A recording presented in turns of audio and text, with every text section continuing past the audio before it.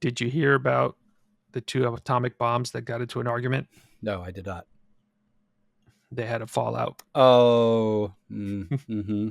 Hey, did you hear about the coffin sale? That's the last thing I need. Good. What did the big atomic bomb say to the little atomic bomb What? when they met? What?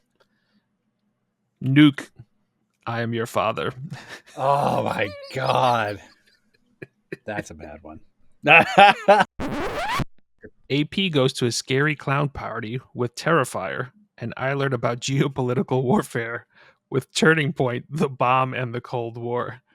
On this week's episode of Whatcha Watchin. So terrible. Sorry, folks. This is gonna be one of those like bottom of the barrel episodes. There's no new content right now. Everything is old Halloween stuff, right? Mhm. Like B-movie slasher things, like whatever. Yeah. We'll leave this in the show. Yeah. Folks, write to all the movie studios. We want movies year round. Anyway. Welcome to Whatcha Watchin, presented by Geeky and Go-Go, a show where we talk about the next binge-worthy series, uncover hidden streaming gems, and give you our opinions on the latest cinematic blockbusters and flops. Grab your snacks and let's start the show. Anthony. Chris. It's just the two of us again. Yeah, you know what? Eric, if you actually listen to this show, just know that we miss you. We miss you. We do. We know that you are now pursuing a great career in the curling arts, but you're more than welcome to come back and hang out with us.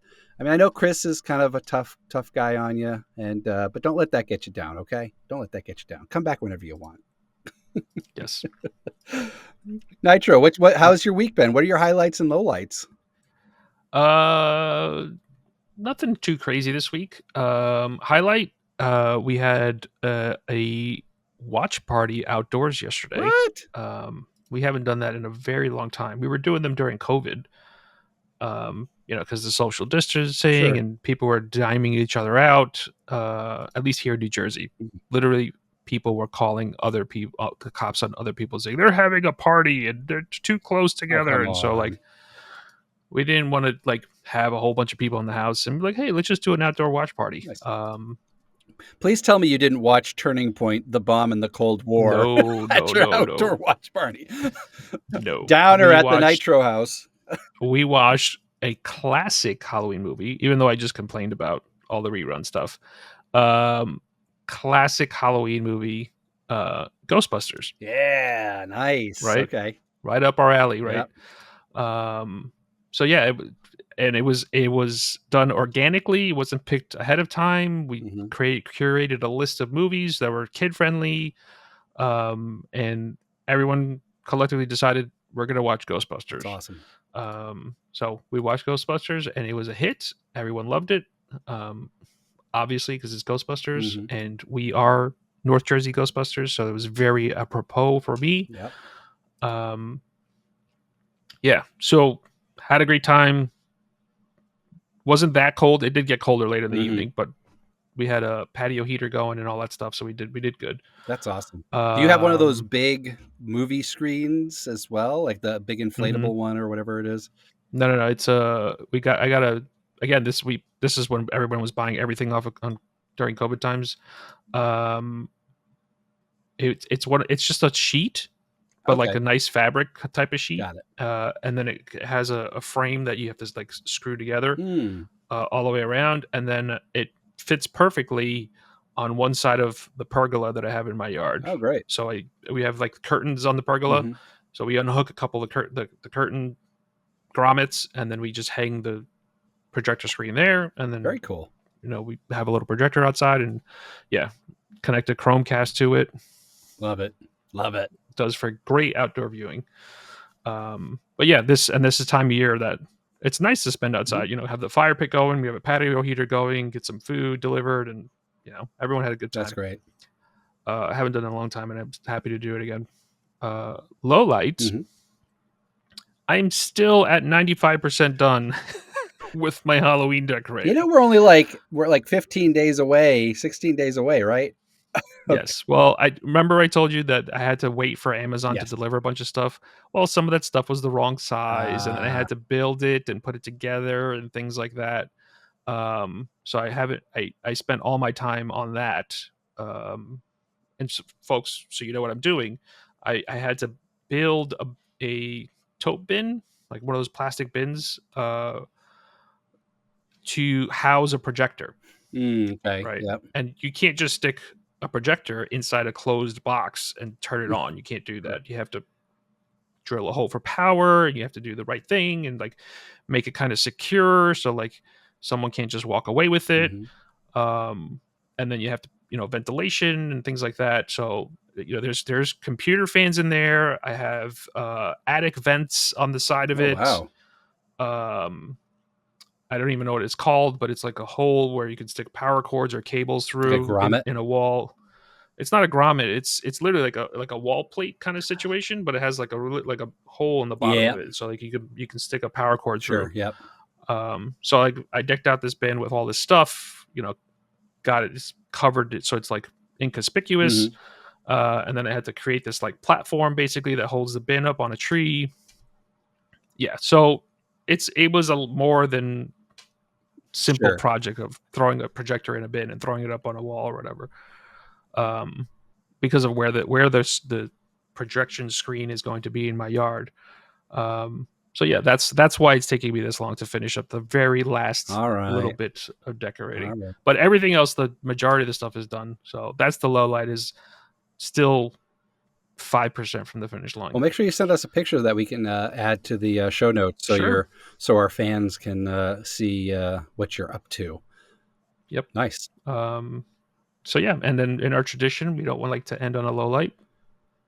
All So right. Well, my low light. AP, what's your low light? My low light. So I've been on a. I've been. I haven't been traveling for the last 2 weeks, which is great because it's nice to get some home time. But I've also been completely unproductive on all the things I've been wanting to accomplish, like my Beetlejuice tombstone, which I have some of the materials, most of the materials. I just haven't had a chance to start it yet. But I start traveling again next week. I'll be traveling for the next 2 weeks, and so there goes all of my spare time to pursue my creative endeavors. So that's the low light. But the highlight is I have finished my Halloween decor at the house, or at least what's available to me, and it looks great. And I also finished my Undertaker cosplay for New York City Comic Con, which is also next week. So I had to. I was missing the. So I'm the purple Undertaker, and I couldn't find purple spats. And so I had to make my own spats. I think I came up with a creative way of doing that. And I'll be posting the tutorial on my Made by AP YouTube channel. So make sure you check that out. So that's my highlight, that I like completing things. And I feel like now my Undertaker is complete. So yeah, that's my highlight. Should we dive into what you watching? Yes, we should. However, before we do, Yes. let's give our little shout out to our Patreons. Yes. You know what? And it's funny, Nitro, we have a script in front of us. You'd think I would just read right into that, but no, I don't. We could tighten that up. All right, folks. So before we dive into our What You Watchin' rounds, head on over to patreon.com/geekyagogo and consider supporting the show. It costs us money to put this production on, and we could use all the help we can get. Are you strapped for cash? Well, don't worry. There's a free tier that gives you access to our Discord server, so you can at least join us in our conversations between episodes. Okay, Nitro, what you watching? As I mentioned, the first thing I watched was a show. It's a serious topic, so I don't want to dive into too much.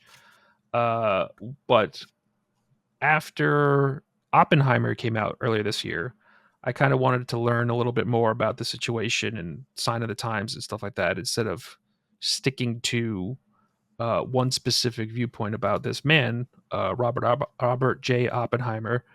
The film, I like the film a lot. I think we talked about that.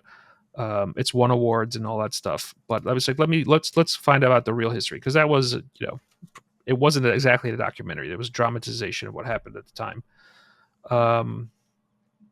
So I added this to my queue, and I finally got to it.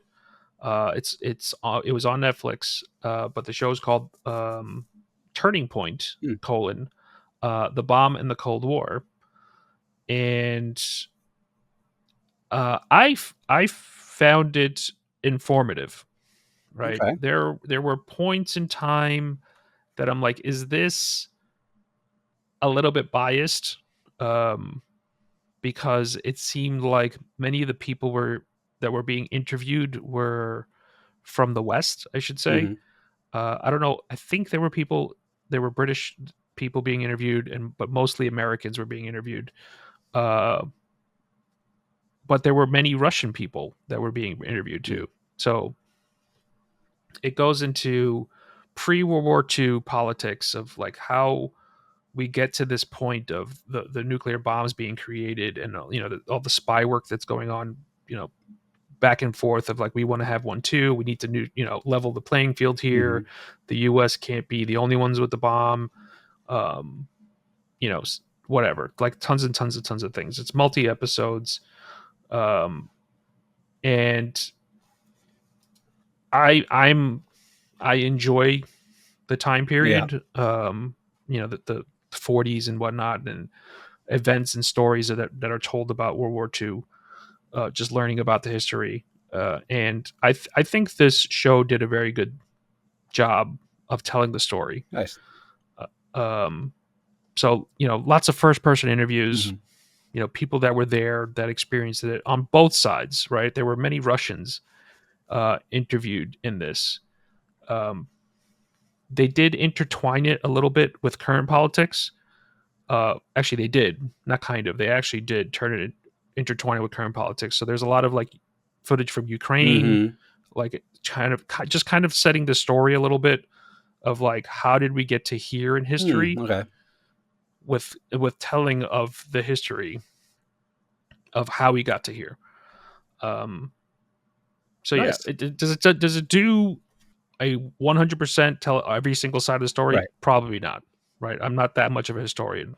This was definitely on the entertainment side of documentaries. Um, And where is it streaming? It is Netflix. Netflix. They always do a Yep. great job with their documentaries and their historical narratives. Right. And I don't know if it's a Netflix show or if it's just a company put their stuff up on Netflix, Sure. but Gotcha. it premiered on Netflix. Production company Luminant Media. Mm. Uh, Executive producers Alexandra Poulos and Sabrina Park. I'm just reading off of the Google Yeah. Yeah. Yeah. summation about it right here. Okay. Reviews on Google, 212 ratings, 3.8. Nice. Okay. IMDb gives it an 8.4 out of All 10. right. Rotten Tomatoes gives it a 100%. Nice. All right. That's a tomato meter. Popcorn meters 79%. It's always so weird. It's always so Yeah. weird. Common Sense Media. You know what that is? No. Oh, it's a parent's guide to Oh, okay. thing. They give it a 5 out of 5. All right.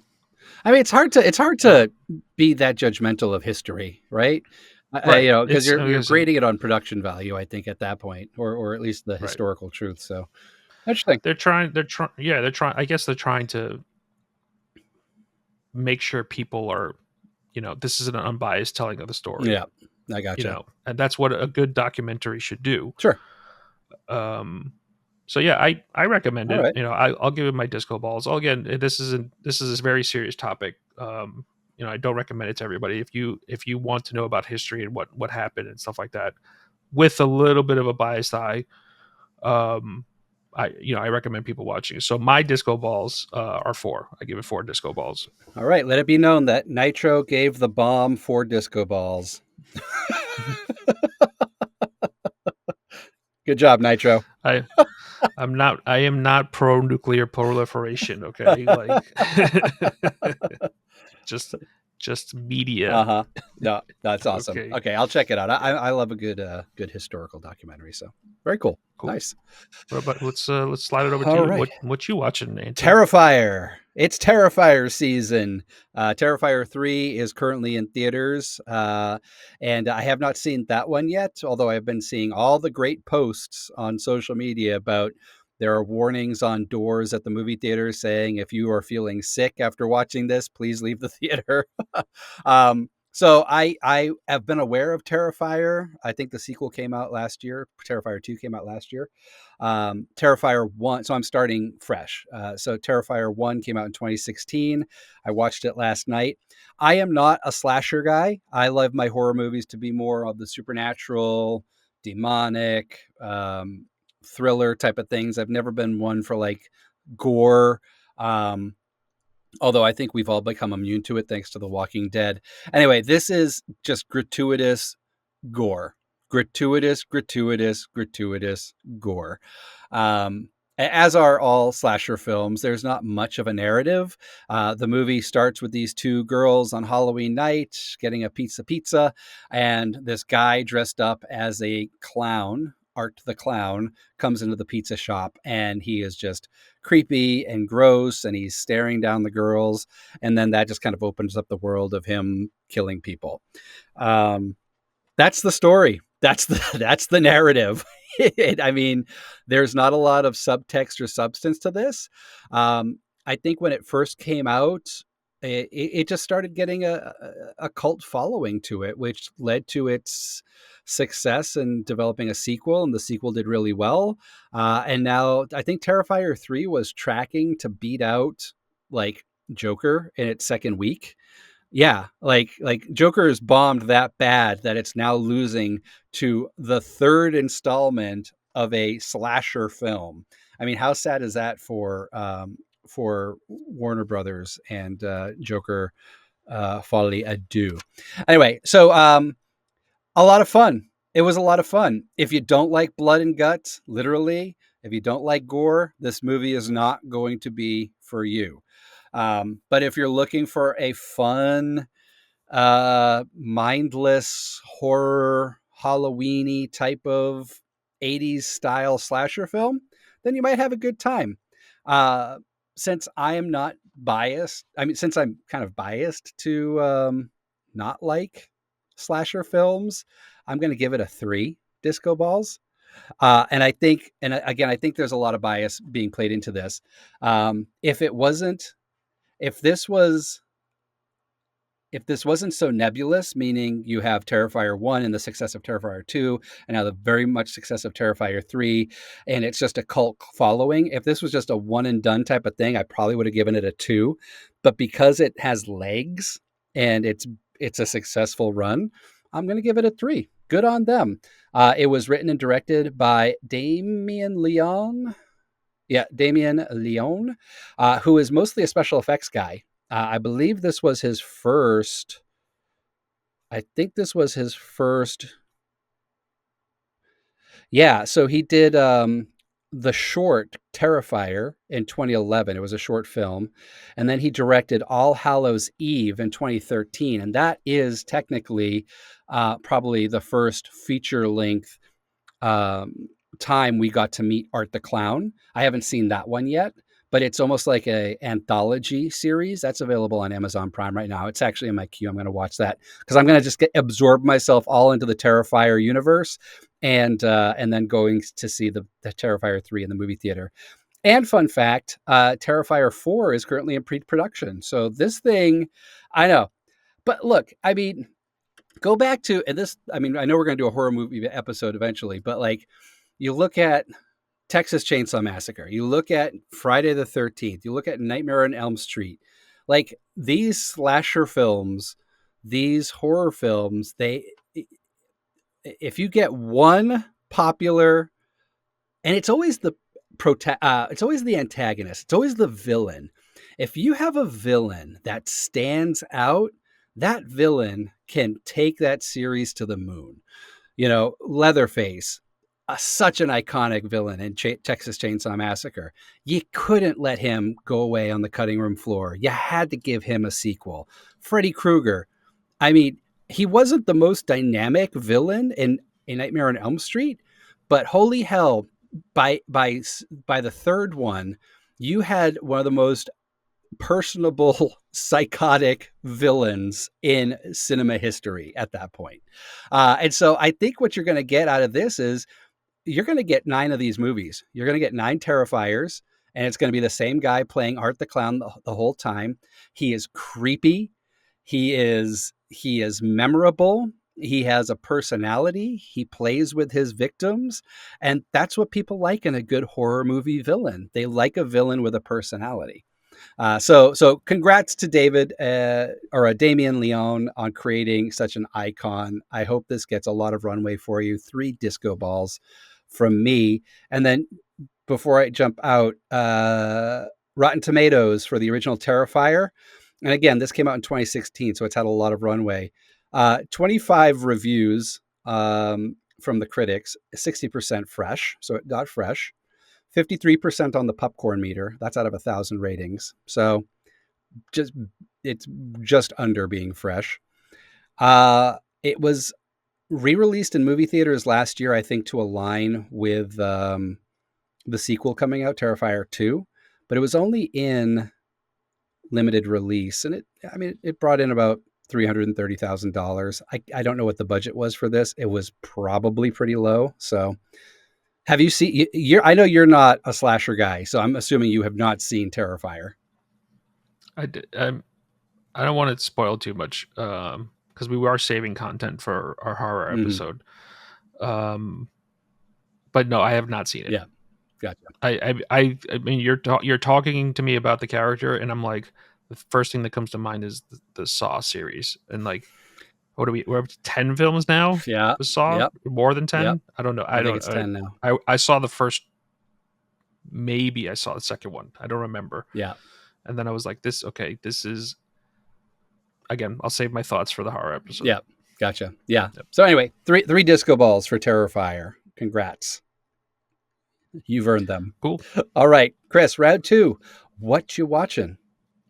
Round 2. So I watched, let's rewind this a little bit. So Jack Whitehall is a comedian, and he came out with a series on Netflix called Travels with My Father. So Jack Whitehall travels with my father. It's just a story about Jack and his father have like an age gap, and he wanted to experience the world with him, kind of situation. And so he literally took his aged father across the world and did a great series. I think it was definitely multiple seasons. And they wrapped it up and they said, his father's a little bit older now, like much older now since when they first started the series. So he doesn't really want to travel anymore. Things like that. And the series is good. I liked it. If I had to give it disco balls right now, I would say the series as a whole is 4 disco balls. Oh, wow. But he came out with another show called Jack Whitehall Fatherhood with My Father. So Jack Whitehall recently, in relation to the show, became a dad for the first time, and he's the way the show is presented is he's going through this journey with his dad, right? Like his dad he's not a new grandfather, but he is experienced being a dad through his dad, at the same time. And I'm like, okay, so we've already learned that, his dad's a little bit older. He doesn't want to really travel around that much, this, that, and the other thing.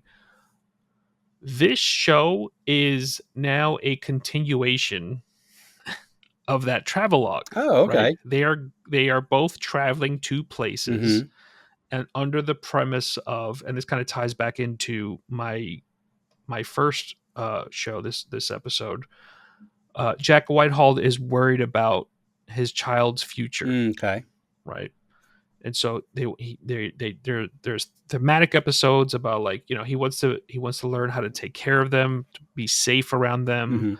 Mm-hmm. What should they teach them, things like that. But he takes it to an extreme. So like he wants to ensure his child's safety. So he goes to doomsday preppers. Okay. Like he literally surrounds him. He goes to like the Midwest or the mountain region, the rocky regions of the United States, and finds these doomsday preppers.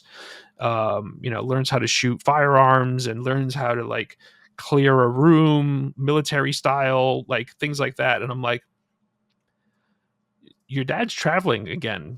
You ended the series with your dad. You saying your dad is a little older, and this you agree this is going to be the last thing. Now they're not doing the extreme things they were doing when they were traveling. Sure. But they're literally going to places and just doing tame down things. But then he talks about like technology in another episode, and you know that AI coming into the modern I don't know what the word is. You know, and so what is he going to have to introduce his kids? How he's going to introduce his kids to technology and things like that? And then he goes to like these body implanters Mm-hmm. who like have like RFID chips inside them and things like that. And like, is that what the future going to look Mm-hmm. like? Um, and I'm like, you ended a series on a very high note, like paying tribute to your dad and like basically thanking him for raising you, Yeah. and you know, preparing for the where we all are ultimate. It's going to happen to us ultimately, and then you start another series and it's the same formula almost, but under the Mm-hmm. guise of you being a dad. So it's less of you being a dad Mm-hmm. because his kid's brain, as it's a newborn, right? What are you going to do Sure. with your kid? Right. But it's less of that and more of like just goofing off with your dad again. Okay. Got it. So yeah, it kind of left a bad taste in my mouth, and I'm like, he's I think he's funny, not one of the greatest comedians ever, but I thought it was funny, situational comedy kind of Sure. situation.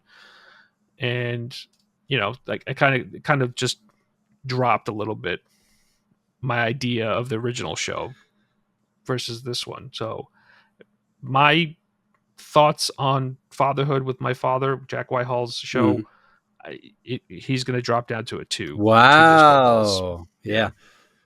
So the repeating of the joke lost the favor. Yeah, I mean, like I said, I was happy for him, right? Because Yeah. he's a dad. I'm a dad. You're a Yeah. dad. You know, like I was like, okay, he's going to experience this, and we're going to see him experience this with his Yeah. dad. And I guess there was comedy involved there, but like, just I thought it was going to be more sentimental, you know, Sure. because his dad's still around, and he gets to experience, you know, his dad being a granddad again, Mm-hmm. um, through his own eyes now for being a dad Sure. kind of situation. And so I thought there would have been more of like a touchy feeliness to Yeah. it, but it literally turned into the previous show. And I was like, you should have just said this is another season of Travels with My Father, Right. right? And then made it the topics. Like you didn't have to frame it as you're now a dad and you want to learn about being a dad with your dad. Sure. Like it wasn't like it didn't. It just like a letdown for me. That's fair. That's fair. Look at you with all the docu-series, documentaries this week. Yeah. I mean, this is a comedy. It's not really a. The first Yeah. one was serious stuff. This is not. So yeah, that You was said my two thoughts. disco balls? 2 disco balls. Wow, that's pretty low. Okay, gotcha. Oops. And so right back to you, Anthony. What All right. else did you watch? What you watching? Well, I stumbled upon a treat the other night. It's on Netflix. It's called It's What's Inside. It came out on October 4th. It's written and directed by Greg Jardin, who I'm not familiar with. It looks like he's done a lot of shorts, music videos, things like that.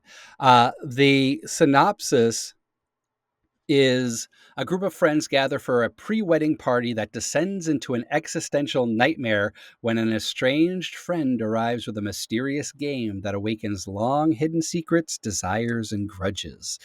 And I mean, I'll spoil it a little bit because it's in the trailer, I believe. So this group of college friends get together. The estranged friend comes with this suitcase, and the people at the party, they put these little things on their temples. He flips a switch, and what happens is your personality goes into somebody else's body. So like everybody switches in essence. So it'd be like my brain would go into your brain, Chris, your brain would go into my brain, and we would be experiencing and seeing life as the other person.